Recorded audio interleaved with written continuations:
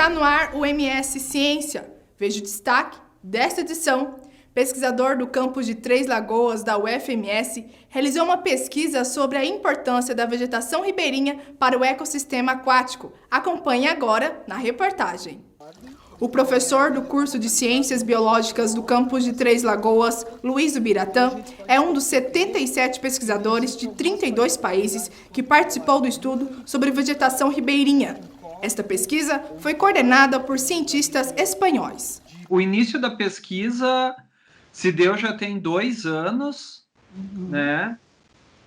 E o objetivo principal dela é um esforço global, né, desse grupo de pesquisadores em entender melhor as condições de funcionamento e de conservação dos recursos hídricos.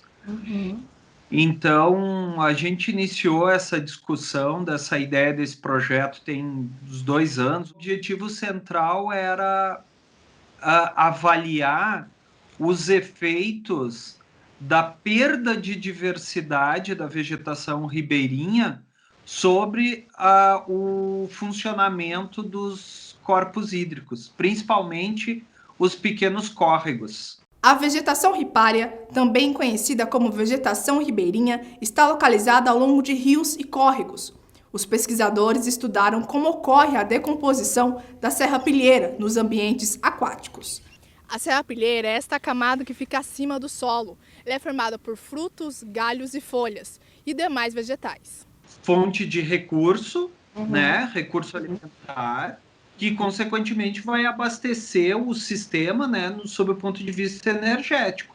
Não só aqueles níveis tróficos que se alimentam diretamente dela, mas também os outros grupos tróficos. Por exemplo, o fragmentador ele vai quebrar aquelas folhas maiores em pedaços menores e vai facilitar o consumo pelos filtradores ou pelos coletores.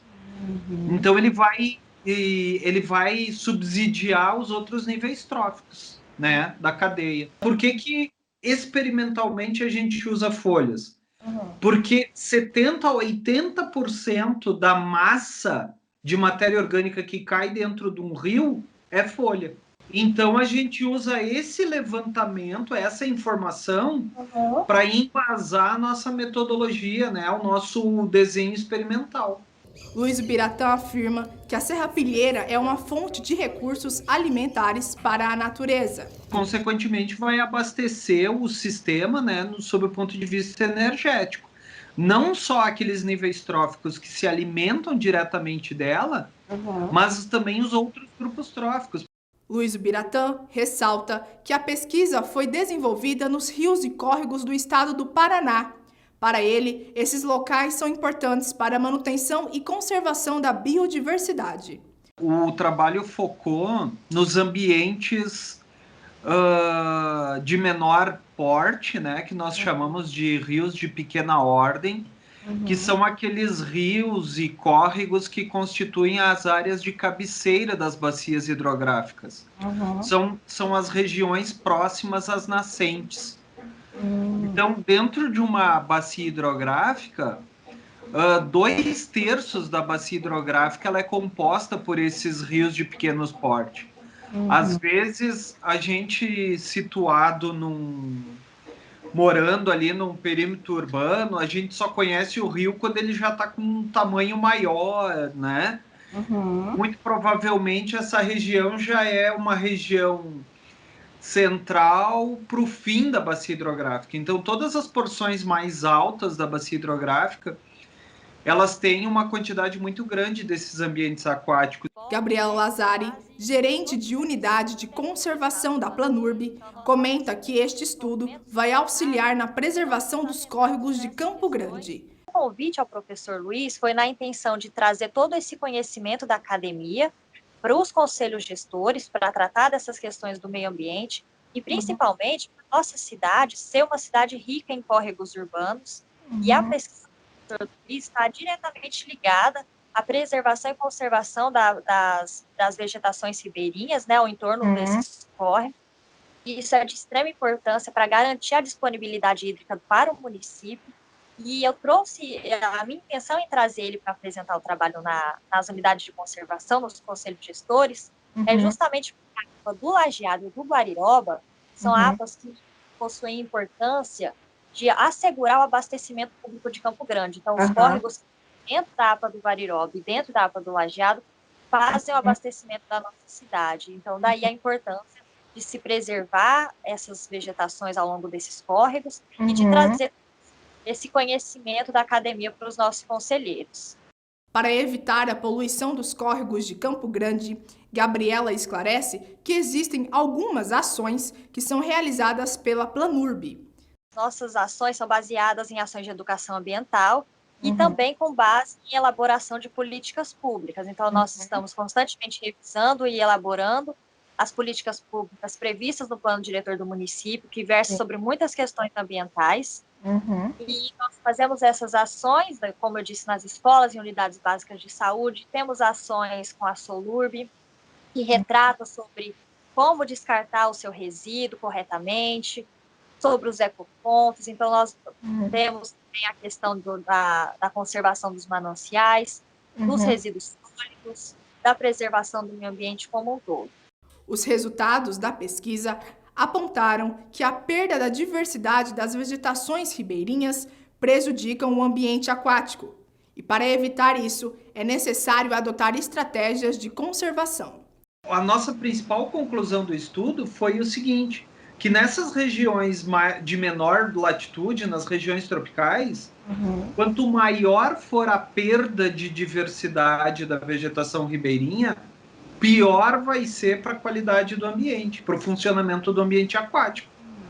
Então, por isso que é extremamente importante manter a diversidade desses locais, e se nós tivermos locais com baixa diversidade, é extremamente importante a gente pensar em estratégias de como recuperar esses ambientes. Então, a primeira ação seria a gente tornar as políticas públicas de conservação ambiental mais efetivas.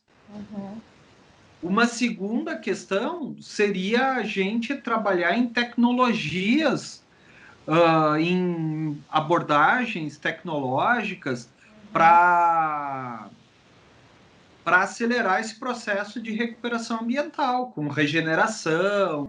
O professor e pesquisador da Universidade Estadual da Paraíba, Etan Barbosa, explica a importância deste estudo para a natureza. Os processos de recuperação de áreas degradadas em córregos, né, em rios, né, é urgente, porque muitos dos nossos rios agonizam, né, estão com sua capacidade de suporte além do que poderiam, né, de receber resíduos, de perder funções, muito importante.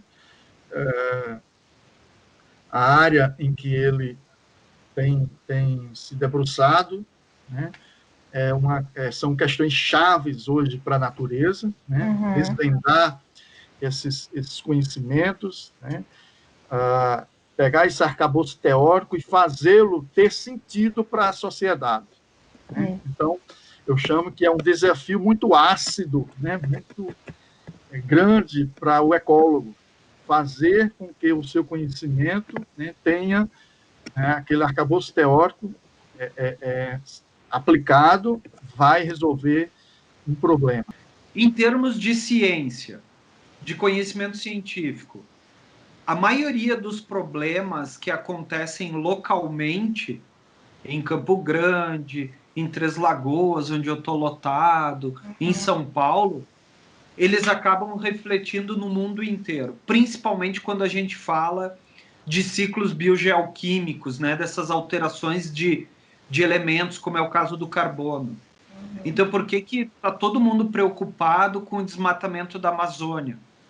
Porque a floresta amazônica influencia nos regimes pluviométricos de outras regiões do mundo, né, do continente. Por exemplo, quanto menor for a vegetação na Amazônia, mais seco vai ser no sul do Brasil. Entendeu? Entendi. Então, os efeitos, as ações locais, elas refletem globalmente. a gente conhecendo muito bem como é que funcionam esses ambientes aquáticos, através desses estudos em larga escala, as nossas ações para elaborar estratégias de conservação, elas se tornam mais eficientes. Então, o gestor público, prefeito, governador, presidente, os secretários, os comitês de gerenciamento, quanto mais informações eles tiverem sobre como funciona, melhor vão ser as ações e as estratégias para conservação. O MS Ciência termina aqui. Até a próxima edição.